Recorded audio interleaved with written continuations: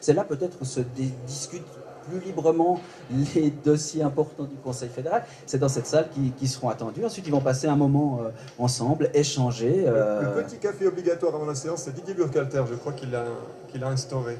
Petite précision. Sa présidence, absolument. Précision de Neuchâtel. Petit café obligatoire. Donc là, elles arrivent effectivement à faire ce marbre rose, la fameuse croix suisse sur laquelle marche Micheline Calmiren l'évitait, semble-t-il. Elle l'avait avoué, hein, je ne sais pas, par superstition, par respect pour la Confédération, elle ne marchait jamais sur ce dallage en forme de croix suisse. Et voilà, là, visiblement, Viola Amherst n'a pas fait attention. L'émotion, probablement. Elles entrent dans la salle, on écoute. Avec leurs collègues qui les attendent. On va écouter si on entend quelque chose.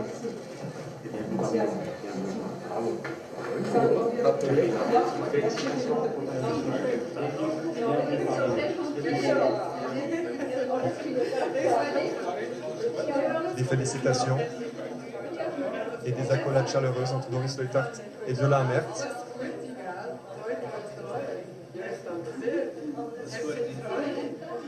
On remarque que le tutoiement est de rigueur. Forcément, ils ont siégé ensemble.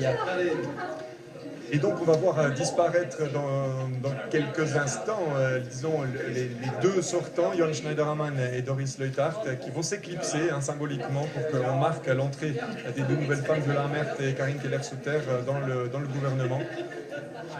En tout cas, ambiance décontractée, grand sourire. Il y a eu des fois où c'était beaucoup moins chaleureux que ça, lors de certaines élections, lorsque les élections ont été crispées. Ça témoigne aussi de l'ambiance, de l'atmosphère qui a régné durant cette journée ici. 2 élections rapides, 2 fois au premier tour. Et la photo de famille là avec les 9 conseillers fédéraux. Ça arrive de temps en temps, pendant quelques secondes. 2 élus et 7 en fonction.